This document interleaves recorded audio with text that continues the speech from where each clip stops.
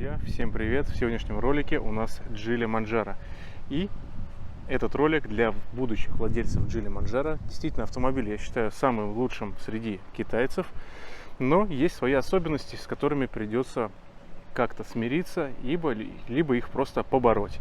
И в этом видео я расскажу более подробно о недостатках и минусах данного автомобиля и с чем придется столкнуться и к чему придется привыкнуть в данном автомобиле Geely Manjaro китайского бренда Geely.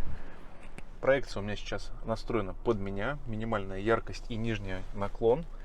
Давайте отрегулирую под себя, точнее делаю плохую регулировку зеркала. Сохраняем мои настройки. Еще раз на всякий случай. Все, настройки у нас сохранились. Выходим из автомобиля. Закрываем его. Делаем это для того, чтобы показать качество эксперимента. И заводим автомобиль. Выбираем первое положение, которое я настраивал под себя. Проекция у нас сохранила положение, а вот зеркала, к сожалению, у нас никак не запоминают. Настройки зеркал не привязаны к памяти сидений. Это, конечно, немножко разочаровывает. Постоянно придется их отрегулировать, если пользуется второй человек в автомобиле, ваша супруга, например. В этом плане неудобно. А также, друзья, постоянно, после того, как вы включаете автомобиль, потом закрываете его и вновь оказываетесь в нем для того, чтобы совершить какую-либо поездку, вам постоянно приходится выключать через основное меню запуск, остановка двигателя, так называется система старт-стоп. Также у нас постоянно сбиваются настройки, включается автохолд автоматически. Я его постоянно из меню выключаю, но он при запуске двигателя всегда включается. Это неудобно, он работает не во всех случаях, нужно пользоваться автохолдом, как по мне. Ну и интеллектуальный режим топлива тоже у меня почему-то то включен, то не включен. Непонятно, почему это так зависит. Ну и в целом вот такие вот моменты, которые, в принципе, немножко расстраивают видя в автомобиле за такую стоимость. Manjaro в новых версиях уже считывает дорожные знаки и с помощью проекционного дисплея проецирует вам на лобовое стекло. Интересная опция, которую лишили в Geely Manjaro и в Geely Tugela, это защита при заднем ходе. Нажимаем два раза на заднюю передачу и начинаем сдавать назад и открываем дверь. У нас отодвигается сиденье, но автомобиль экстренно не тормозит. Странно, что в Coolray это есть опция, здесь они решили от нее избавиться. Едешь ты на Manjaro, слушаешь музыку, независимо Bluetooth либо FM радио, начинаем уменьшать громкость. Уменьшили. Так, тут сейчас сработало. Пробуем еще раз, увеличили громкость и опять уменьшаем. Вот она у нас уменьшилась, но музыка играет. Удивительно, как они это сделали, но, честно говоря, не особо очень удобно. Также не нравится то, что вы крутите режимы в одну сторону, а они переключаются в другую сторону. Нелогично, неудобно, ну и также вот эти звуки, они очень отвлекают, если у вас маленькие дети в салоне. И эти звуки никак нельзя отключить.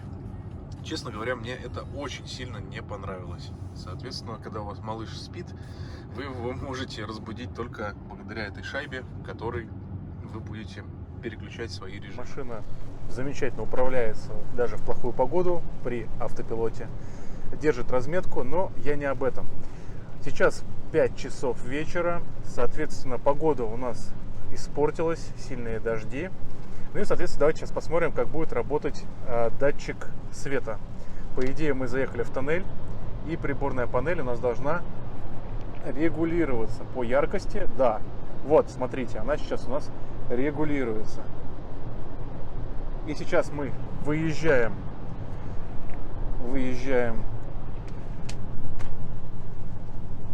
из тоннеля. И вот она сохранила эту настройку. Опять регулируем максимально.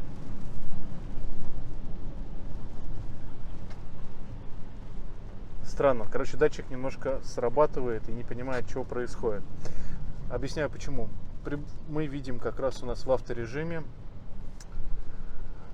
включен ближний и габаритные огни. Соответственно, как-то этот датчик неадекватен. То есть вы сами видели, что я мог регулировать, точнее не мог регулировать яркость приборной панели. И вот сейчас я опять не могу это сделать. Очень странный алгоритм, что они при настройке яркости приборной панели так сильно зашили под датчик света. Это некомфортно, друзья, все-таки. Но вот, ну как так? Ну вот не могу я теперь ничего отрегулировать, чтобы было не так ярко. Мне некомфортно. Включаю, допустим, да давайте вообще даже выключим свет, оставим габариты. И также у нас ничего не получается изменить по яркости у данного дисплея. Также, друзья, обратил интересную функцию. Когда автомобиль выключен, у вас экран все равно горит. Я так подозреваю, скорее всего, здесь используется технология AMOLED. Это очень хорошие экраны, и действительно они передают черную картинку максимально близкого к черному цвету, если он таковой присутствует на изображении.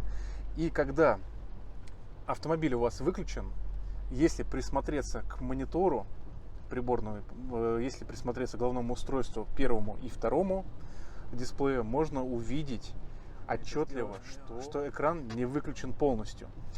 Он не горит. Подсветка у него находится в минимальной яркости, и ей можно управлять. Это поразительно, друзья, в этом автомобиле. Зачем это сделали китайцы? Объясните мне.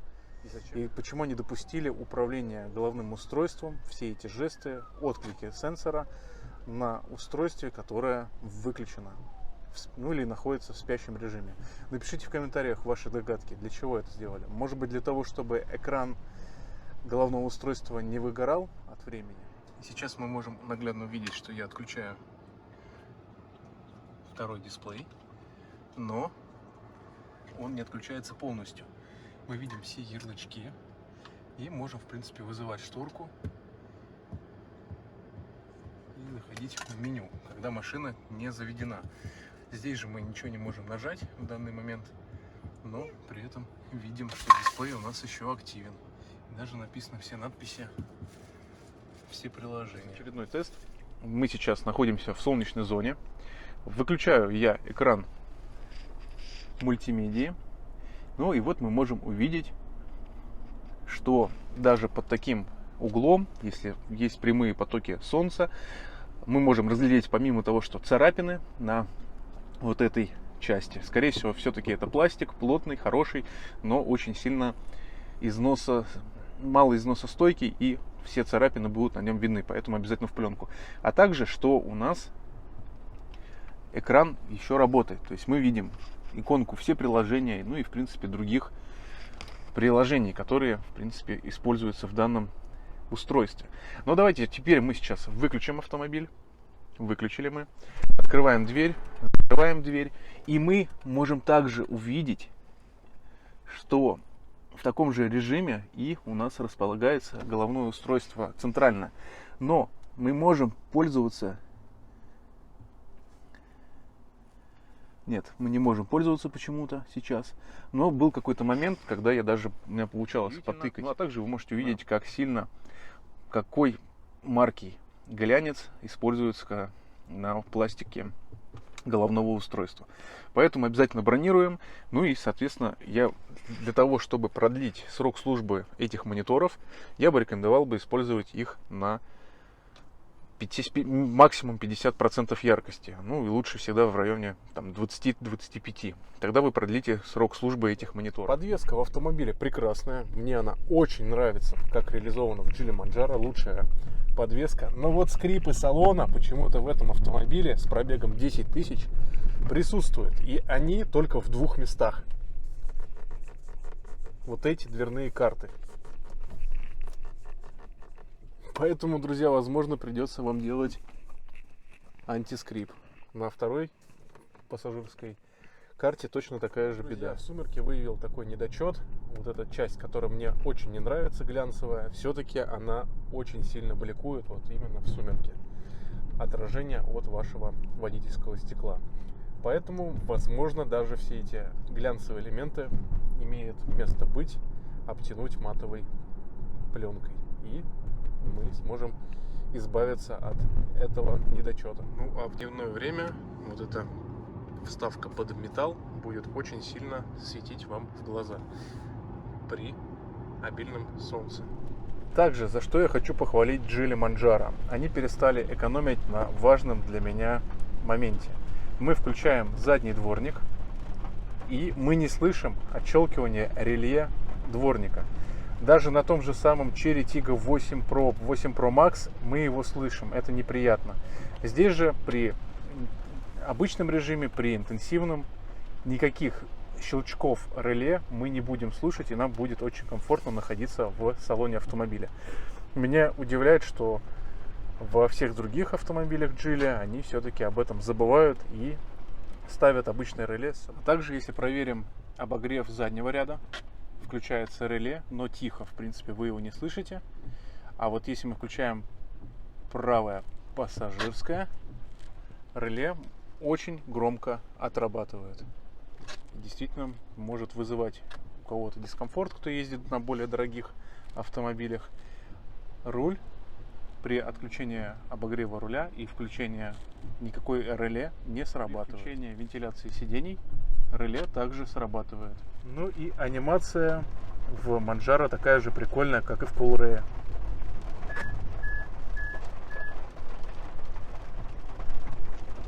Мне очень понравилось в Geely Manjaro как работает все-таки датчик света.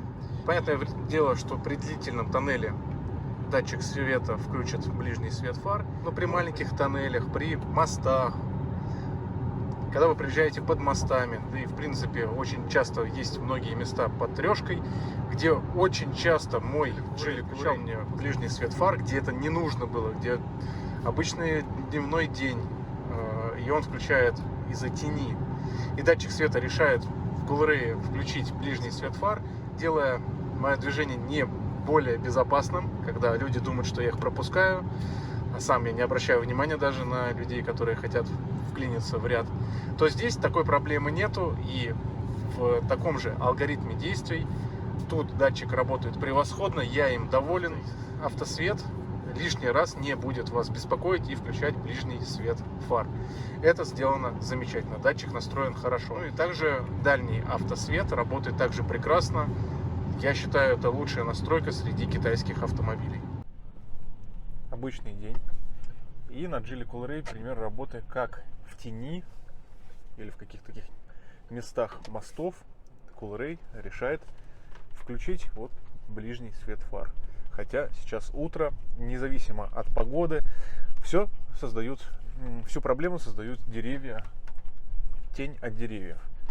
И очень часто, когда вы приезжаете под мостами, он включает ближний свет фар, и люди, которые хотят перестроиться из ряда в ряд, думают, что вы их пропускаете. Это самая бесячая функция Geely Coolray, и датчик света работает он отвратительно. Вот опять же, сейчас включены ходовые огни. Чуть-чуть проедем в этой части.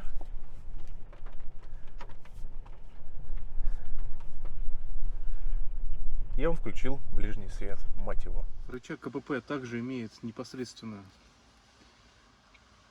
не натуральную кожу, а молодого исполнения молодого дермантина. И при любом воздействии кольца с рычагом КПП идет трение. Ну и, соответственно, можно увидеть, как сильно даже за 10 тысяч километров пробега начинается износ кожи на рычаге КПП. Вариант либо перешить, либо развестись и не использовать кольца, либо, конечно же, более аккуратно адаптироваться к экологичным материалам от создателей Geely. Ну а вот так выглядит ручка селектора КПП на Geely Coolray последних версий. Подсветку они убрали, но хват в этой ручке намного удобнее. Она сама шире и немножко захват у нее удобнее. Но тут уже никакого трения с кольцом у вас не будет. Ну, просто как бы она так сделана с формы. Закусывать, в принципе, она из такой же экологической кожи сделана, как и в Манджаро, но здесь такой проблемы с зажевыванием в углах ее здесь не будет. Ну и хочу отметить, что здесь есть кнопка Unlock, и вы ее зажимаете и сразу можете перейти в D. Зажали одним разом в реверс. Это очень удобно, и вы всегда сможете с первого раза развернуться в нужном для вас месте. Надо сделать 2 раза. Это крайне неудобно, друзья. Ну и кнопка паркинга разместилась сбоку. Здесь намного тоже удобно, в принципе, чем нажимать в отдельную кнопку на панели. Ну и я хочу сказать, что кнопки Unlock не хватает в Geely Manjaro, и переключение не через нейтраль двойным щелчком, а с помощью кнопки Unlock, минуя нейтраль, сразу в нужное для вас положение. Ну и хочу отметить также, что у КПП на приборной панели отображается скорости передач по сравнению с Geely Manjaro, в которой такой функции, к сожалению, нету. И ее действительно на автомате не хватает. Сейчас за бортом 13 градусов. Температура у меня выставлена 20,5 градусов. Включен авторежим и кондиционер. Честно говоря, мне очень холодно. И поэтому мне приходится увеличивать температуру вплоть до 22 градусов, для того, чтобы было комфортно. С климатической установкой всегда были проблемы у китайцев. Я выставил на 22, и мне сейчас стало намного комфортнее. Поэтому, друзья, имейте в виду, когда вы пересаживаетесь на эти автомобили после европейцев, будьте готовы к тому, что нужно будет все равно все ручками подстраивать. Как мы все знаем, на европейца выставишь 20 градусов, и круглогодично ты не трогаешь тумблер управления климатом. Здесь все-таки есть такие небольшие нюансы. Друзья, и напишите, как в вашем Geely Manjaro, есть ли у вас какие-то предпочтения либо недовольствия по работе климат-контроля. Лично у меня к Geely было такое недовольствие, когда зимой на Geely Coolray было очень сильно жарко. И спустя 3 года они смогли только исправить, выкатив новое обновление программного обеспечения блока климата, и только оно спустя 3 года смогло все исправить. Друзья, если вы не хотите покупать китайский автомобиль, но Geely Manjaro действительно стоящий вариант среди Китая, обратите внимание на Volkswagen Talagon. Я думаю, это лучший европейский сейчас автомобиль, привезенный из Китая по параллельному импорту. И для тех людей, которые не хотят ездить на китайцах, я считаю, это оптимальный выбор. Сзади нас встречает Geely Coolray, а я хочу вам рассказать по поводу радио. Для староверов, как всегда, в китайских автомобилях нет технологии RDS, и вы не видите наименование станции, а также всякие уведомления, которые посылает RDS. Но из плюсов по сравнению со стоковой Geely Tugela, здесь у нас есть отображение станции FM-тюнера на приборной панели.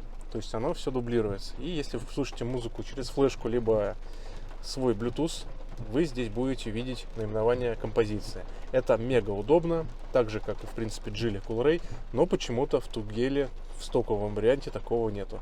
Но все, я думаю, можно решить прошивкой GM-Cast. И надеюсь, на этот автомобиль она также появится. Из минусов, друзья, например, сейчас я нахожусь в Москве, я хочу включить радио 98,0 «Шоколад». 98,4, 98,0, автоматический поиск не хочет находить, приходится вручную тыкать и нажимать. К чему я это веду? На самом деле проблема заключается в том, что этот автомобиль ловит станции FM намного хуже, чем другие автомобили Geely. Например, тот же Geely Atlas Pro и Coolray ловят намного лучше, чем этот автомобиль. Как я это проверил? Я поехал в город Тульской области, там, где есть всего лишь 5 станций FM радио, и из 5 станций он словил только одну. Это город Олекс. Словил он станцию 107,9 всего лишь. Все остальные он не смог ловить, и только вручную можно как-то найти и выставить нужную станцию, но будет она работать с небольшими помехами. Возможно, головное устройство просто слишком хочет хороший уровень сигнала, тогда он будет работать на той станции, которую вы хотите. Это один из недостатков, к которому придется смириться. Но из плюсов вы можете нажать на данную регулировку громкости. Как я говорил, она работает иногда хорошо, иногда плохо. Но если вы на нее нажимаете, у вас включается FM-радио. Либо если вы едете и слушаете музыку на своем телефоне или по Bluetooth, вы также можете с помощью этой клавиши сделать паузу аудиодорожки. И это замечательно.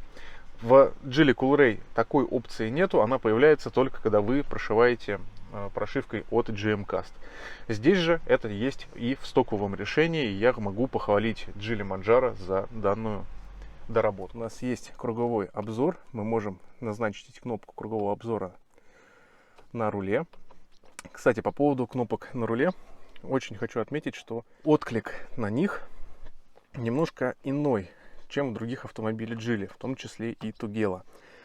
Потому что, если вы вспомните Geely Coolray, при нажатии на аварийку мы-то имеем такой приятный отклик, как будто кнопочный телефон. И здесь точно так же. Ну, грубо говоря, это новое поколение кнопок в автомобилестроении. И вот хочу показать вам качество камер. Сама картинка образуется в HD качестве, то есть не Full HD. Мне кажется, в Cherry используют качество картинки намного лучше, но здесь же мы также имеем дополнительно вот этот режим, который мне очень нравится. Нарисован он, конечно, не очень. Среди конкурентов Cherry и Havail они отрисовывают более контрастно, более интересно это сделано, но в целом качество картинки оставляет желать лучшего, но сама мультимедийная система имеет очень хорошую качественную картинку. Картинка сама растягивается на разрешение монитора, и, соответственно, мы имеем потерю качества. Также при поворотнике, включении поворотника у нас включаются слепые зоны, но они включаются только на маленьких скоростях. На высоких скоростях, как это включалось в Geely Coolray, такого нету. Обычный алгоритм действий. Еду в пробке, включил на камеру, и все-таки процессор немножко сложновато. Давайте чуть проедем побыстрее. Обрабатывает всю информацию с картинки, и мы видим на экране небольшую задержку в детализации картинки. Кто-то, в принципе, ее не заметит, но вот мой глаз это замечает, потому что, опять же, в моем Geely Coolray, хоть и качество было чуть-чуть хуже, не такое красочное, как здесь, но задержки там особо вообще не было. Процессор справлялся с обработкой изображения с камер 360, но здесь же бывает и что работает хорошо, а бывает, что небольшие задержки есть. Как будто FPS очень сильно проседает. Итак, еще один тест. Включаем ночной режим. Все как-то подтормаживает, да? Но не так сильно, как, например, Cherry Tiggo 8 Pro Max. Отключаем второй экран, подтвердили. Включаем режим дневной, и все намного быстрее активируется. Это я к тому, что все-таки обработка процессора всех трех экранов немножко сложно процессору это делать. И при эксплуатации головного экрана и приборной панели ему хватает достаточно ресурсов, чтобы работать беспроблемно, чтобы никаких тормозов у него, в принципе, не было. Ну и особенным педантам придется смириться с тем, что шрифт в каждой ячейке совершенно разный в автомобиле. Ну и придется это простить автомобилю, которым вы будете пользоваться. Также очень радует, что есть в Geely Manjaro проекция, и работает она очень здорово, и также показывает помехи слепых зон. Например, хочу я перестроиться,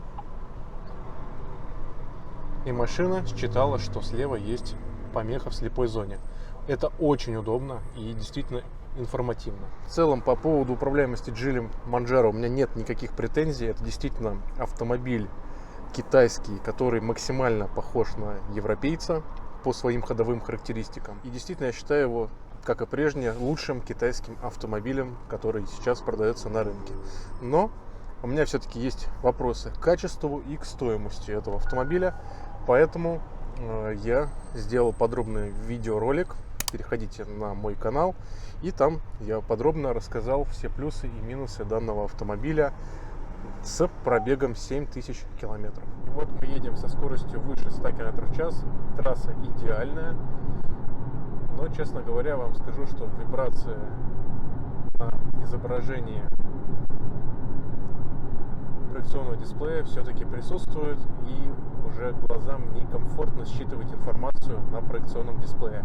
Но я считаю, что этот проекционный дисплей по функциям лучший в классе. Он показывает и дорожные знаки, и помехи слепых зон. И в целом он действительно очень информативный. Как по мне, намного лучше, чем на Geely Tugela. В российской версии у нас отсутствуют подрулевые лепестки. И очень расстраивает то, что в замену этого вы пользуетесь ручным режимом. Это пониженная передача. Здесь вы повышаете передачу. Сделано крайне неудобно. Не знаю, зачем китайцы так решили заморочиться, когда можно сделать более упрощенное взаимодействие с коробкой передач. Кстати, по поводу коробки передач, здесь у нас используется iSyn, 8 ступеней, и действительно очень хороший, проверенный агрегат среди трансмиссий автоматических от японцев. Для замены щеток стеклоочистителя заведите двигатель, зайдите в меню, горячие клавиши и активируйте сервисное положение щеток стеклоочистителя через меню. После активации сервисного режима замените дворники на более качественные. Я рекомендую использовать дворники от компании АВС. С данными дворниками идут большое количество переходников, которые подойдут на 98% всех автомобилей, которые есть на рынках. Ну и, соответственно, вот такие щеточки от компании АВС и имеет графитовое напыление самой резиночки. Она более мягкая по сравнению с оригинальной щеткой, которая может примерзать в зимнее время эксплуатации. А также стоят они недорого, и крепление нам нужно push button. Нажимаете кнопочку и меняете нужную вам щетку. Многие ругали парктроники Geely Manjaro на момент того, что они очень часто срабатывают и лишний раз начинают оповещать вас об опасности, но на самом деле они работают плюс-минус нормально, так же как и в Geely Coolray. Я дискомфорта никакого не обнаружил. Из плюсов хочу также отметить то, что сиденья не натирают центральную консоль подлокотника, как это было, например, в Chery Tiggo 8 Pro Max. Очень часто владельцы жаловались, что при регулировках сиденья вперед-назад кресло натирало подлокотник. Здесь такой проблемы нету. Ну и, соответственно, вы можете под прямыми лучами света увидеть, как это все маркая пачкается. Здесь у нас располагается третья зона климата, дисплей. Ну, конечно, царапины тоже на нем остаются. Используется пластиковый монитор, поэтому, зная, что пластик очень сильно поддается износу, рекомендую тоже наклеить дополнительную пленочку. Ну, так называемые зоны риска в автомобиле. Здорово, что можно регулировать эту зону как заднему ряду пассажиров, так и спереди в головном устройстве вы можете также включать задний обдув и настраивать его интенсивность обдува, а также температуру, если сзади у вас сидит малыш и, соответственно, больше никто не может этим управлять. Главное заранее выставить в правильном направлении дефлекторы. Ну и здесь, конечно, такая классная ниша. Ну и разочаровывает меня лично то, что есть очень сильный выраженный порожек. Конечно же, это дополнительная безопасность, но в целом многие автопроизводители уже научились его обходить и использовать автомобили с полным приводом, имея плоский пол на заднем ряду автомобиля. Если вы не будете использовать брызговики на передней и задней оси, то вы будете наблюдать вот такой вот пескоструй с дороги. Пороги всегда будут грязные, но с внутренней стороны все более-менее чистенько, и уплотнитель полностью работает. Но бывает и внутренней части может закидывать. Задняя дверь, ну и, соответственно, нижняя точка заднего бампера всегда будет вот такой загрязненном виде, поэтому, друзья, я считаю, лучше обезопасить, сохранить автомобиль в чистоте, поставить брызговики, и также будет правильно для безопасности сзади едущего транспорта. Похвалить Geely за то, что если вы едете, то что они устранили такой интересный алгоритм работы, когда вы едете, допустим, на дачу при скорости 5 км в час, и вам просто неудобно использовать ремень безопасности, то через определенное количество времени, вроде как 7 минут, уведомление о том, что застегните ремень безопасности, перестает. Уведомление остается, но звук пропадает о том, что нужно пристегнуться. Когда вы потом начинаете ехать более высокой скоростью, все уведомления звуковые также появляются. В Coolray было наоборот, то что за протяжении любой дистанции, пока вы не пристегнетесь, он будет орать о том, что вы не пристегнулись. Здесь же все сделано намного грамотнее, по-европейски, но, допустим, на некоторых европейских, насколько я помню, автомобилях проходит определенный промежуток времени, там 10 минут, и все. И уведомление звуковое вообще прекращается. Здесь же вы меняете стиль вождения, начинаете ехать более быстрее, и оно появляется. Сделано правильно и продумано. После того, когда вы завершили свою поездку, при выключении зажигания автомобиль показывает вот такую статистику. Метаданные, показывает средний расход топлива, ну и в целом все метаданные, которые были за ту поездку. Это здорово, это по-европейски. Жаль, что автомобиль не показывает, сколько он реально скушал топлива, но это уже мои идеальные предпочтения к любому автомобилю. Закрываем бесключевым доступом наш Geely Manjaro и видим такую картину, как это было раньше с Geely Coolray. Сейчас я сделаю вот таким образом. Мы можем увидеть, как сложено правое зеркало в процентном соотношении. Вот сейчас правое зеркало. А вот левое зеркало, оно более выпуклое.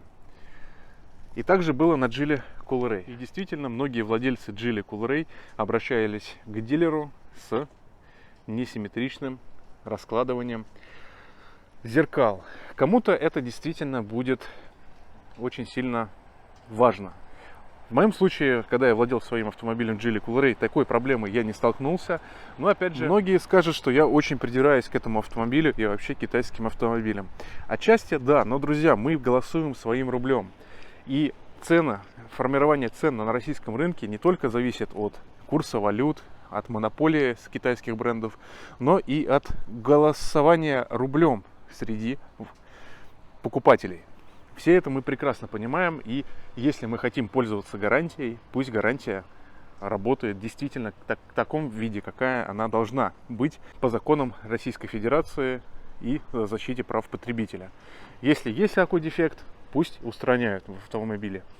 Но опять же, многие просто не будут это видеть, многим это не так сильно важно и не будут заострять это внимание. Лично я за 5 миллионов считаю, что такого быть неприемлемо. Мелкие косяки не должны быть в любом автомобиле. Из плюсов я хочу отметить, что есть вот такие буферы креплений заднего фонаря, и они не будут натирать от движения. Ну и я думаю, по фиксации задней части ходового габаритного огня также проблем не будет с натиранием, как это было раньше на Geely Atlas Pro, ну и на, например, Geely Coolray. Ну и надеюсь, что по лакокрасочному покрытию здесь не будет такой же печальной статистики, как на Geely Tugela, Geely Atlas Pro и Coolray, когда образовались маленькие жучки, покраски, брак покраски на задней крышке багажника, ну и в принципе очень часто порог на Geely Tugela, образовывались сколы на краске лакокрасочного покрытия порога, и вплоть до цинка краска отлетала. Это было очень неприятно видеть на таких автомобилях, которые продаются за такую стоимость. Но, опять же, друзья, я говорю вам, к автомобилю у меня не предвзятое мнение, а именно здравое. Я как владелец Geely, который только что избавился от этого автомобиля Geely Coolray, я его продал и хочу понимать, что я получу за те новые 5 миллионов, которые есть у Geely Manjaro. Почему 5? Потому что на этот автомобиль очереди, его есть смысл брать только с гарантией, потому что, ну, блин, друзья, без гарантии тут все очень дорого. И европейцы могут даже стоить некоторые запчасти дешевле, чем на этот автомобиль. Ну и, конечно же, из-за того, что спрос большой, дилеры также до сих пор делают допы на этот автомобиль.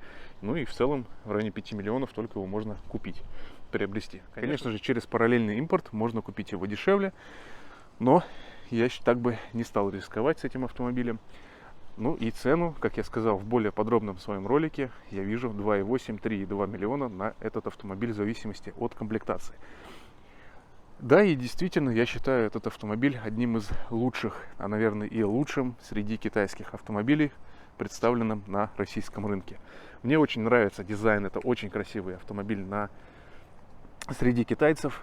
Передняя оптика и вообще мордочка очень красивая, функциональная. Противотумана, конечно же, мне не хватило, но свет действительно лучший в этом автомобиле. Ну и хотелось бы, конечно же, видеть адаптивный поворотный свет и матричную оптику. Пока ее Geely не показывает среди своих автомобилей, но цена, конечно же, на эти автомобили очень сильно кусается. Ну и, конечно же, ходовые характеристики, управляемость, подвеска, расход топлива, все это на высочайшем уровне в этом автомобиле. Также тесты есть на канале. Очень понравился расход топлива, 9 литров смешанного режима, превосходные показатели для этого автомобиля. Запас хода мне тоже очень понравился. И я хочу это сказать, что этот автомобиль однозначно лучше, чем Geely Tugela. 100%, если у вас семья и вам нужен побольше багажник, это ваш выбор среди китайских автомобилей с гарантией. Ну и если вы боитесь ездить к дилеру, конечно же, как и многие владельцы, я бы рекомендовал закатать этот автомобиль в защитную полиуретановую пленку, чтобы не было вот таких нюансов, царапин со временем пользования данным автомобилем. Ну и вообще автомобиль очень красивый, дарит крутые эмоции. Но напишите в комментариях, друзья, готовы ли вы заплатить 5 миллионов за автомобиль с гарантией, посмотрев на все, что я показал в 2 частях роликов, особенностей Geely Manjaro. Так что вот такой вот замечательный, лучший китайский автомобиль у нас представлен на рынке. Пишите в комментариях, что вы думаете по этому поводу, по поводу стоимости. Ну и, друзья, всем огромной удачи, здоровья и пока!